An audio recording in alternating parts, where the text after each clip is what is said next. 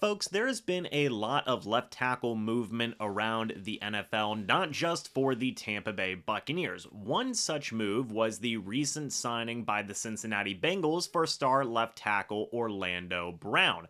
This has created an opportunity for a new potential left tackle on the market as former starting Bengals left tackle Jonah Williams has requested a trade from the Bengals. He is currently playing on his fifth-year option, and I imagine a lot of people are going to ask the question, will the Tampa Bay Buccaneers be one of those teams that is going to be in the market for the former Bengals starting left tackle? Joining me is my colleague from BucsNation.com, as well as the co-host of the Cannon Fire podcast, Mr. Evan Wanish. Evan, how are you doing today? I'm doing well. Thanks for having me on here. Of course, thank you for being on here. And look, Evan, here's the situation right now as it stands, okay? Orlando Brown signs with the Cincinnati Bengals, big money deal, right? Big time deal. And immediately following this, understandably so, star left tackle for the Bengals, formerly Jonah Williams, said, I want to be traded. That is the current situation that is going on right now, and he is playing on his fifth-year option. Evan, I know people are going to be asking this question, so I propose this question to you. Do you think the Tampa Bay Buccaneers could be a potential team that would be interested in Jonah Williams? Because you look at the Buccaneers situation right now, they just released Donovan Smith. He is gone. There is the possibility of them possibly moving Tristan Wirfs from right tackle to left tackle, although that would be an experiment. That would be a gamble. If you do potentially trade for a guy like Jonah Williams, let's say you sign him to a long-term deal, you lower his cap number for this season, you push that cap number later on down the line, you then can keep Tristan Wirfs where he is solid, and you have a brand new, what I would say, an upgrade at left tackle over Donovan Smith and Jonah Williams, who is still 25 years old, I believe, Evan, 24, 25 years old, something along those lines, and he is playing on his fifth-year deal. So with that being said, with that proposal, if you will, what are your thoughts on that situation? Yeah, you know whether the Bucks would like to, or whether they can is two different questions. Sure. Because Jonah Williams, he now to be fair, he has dealt with some inconsistencies, just like Donovan Smith has in his career. But like I always said, even when Smith was on the roster, there's very few elite left tackles that are not going to give up any sacks, not going to have any penalties. So most of the left tackles in the NFL are average. Like I always told Bucks fans that, like they could do worse than Donovan Smith. So Jonah Williams, I would say, is a slightly better version of Donovan Smith. But here's the issue: is that fifth year option? His rookie contract, you're on a cheap deal, but your fifth year option that raises that salary. And unfortunately, the financials just do not work. So acquiring Jonah Williams, he has a $12.6 million cap hit.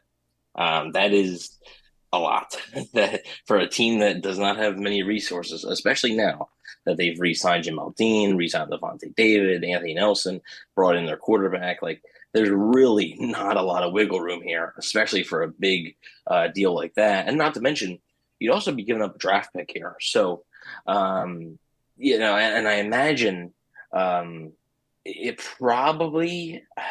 I think the sweet spot would be a fourth round pick, but the Bucks don't have a fourth round pick, so maybe they would have to get creative and send like a fifth and like a future fourth or something. I don't know, but I think the Bucks would like to because I think it would be an upgrade, obviously. And this is pure speculation on our parts. Okay, we have Yeah. not heard anything about the Buccaneers having interest. We have not heard anything about Jonah Williams having interest in the Buccaneers. This is just news that came out today, and you're trying to connect the dots to possibly a connection. Okay. So yeah, while I think the Bucks would like to maybe add a player like that because it would cross off a big need for them, I'm just not sure if it's financially possible or very realistic from a business and like it's just a logical standpoint. Yeah, and I do agree with your points there. I did have a question, and you may or may not know the answer to this, but that fifth year option, and I did speak at the top of this video saying they could sign him to a long term deal, do that thing that we've seen teams do in the past, where if they've got a guy on 1 year left of his deal. You sign the guy to a contract extension, you move some of that money down, and then that lowers the guy's cap number. Is that something that you can do with a 5th-year option, Evan? Is that something that you know of, that you've heard teams doing before, or is that 5th-year option pretty much set in stone? That is what Jonah Williams is going to get paid this upcoming season, because that definitely does change up, I would say, the possibilities, or even the, not even, I don't even want to say likelihood or even possibilities. That is pretty much a core deciding factor as to whether or not the Buccaneers could even think about making a move like this. Agreed? Yeah, and the thing about the 5th year option is one, it's fully guaranteed. So it's not like you can just cut the guy, hey, if he sucks or whatever, or you want to get rid of this, like, no, you can just cut him. Um, only thing that the Bucs could probably do would be if they were to acquire him and then sign him to an extension. If you sign him to an extension, I believe then you can spread that number out. I believe you can then spread that 5th year option number to other years.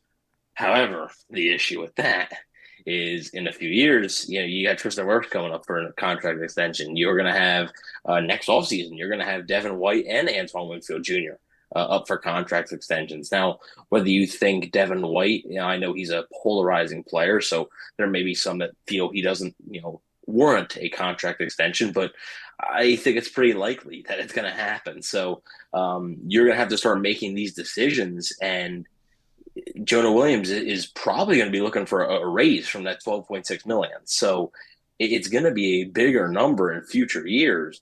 And I just don't know, like, can the Bucs really afford to be paying 2 tackles in the 15 to $20 million range a year? I don't know. And Tristan Wirfs at that point, when his contract's up, the way he's been playing, he may exceed $20 million a year, like with the cap continuing to rise and everything. So there is a way that they could make it work for this cap, for this year, to make that cap hit work, I believe, because you're able to spread that out if you were to sign an extension.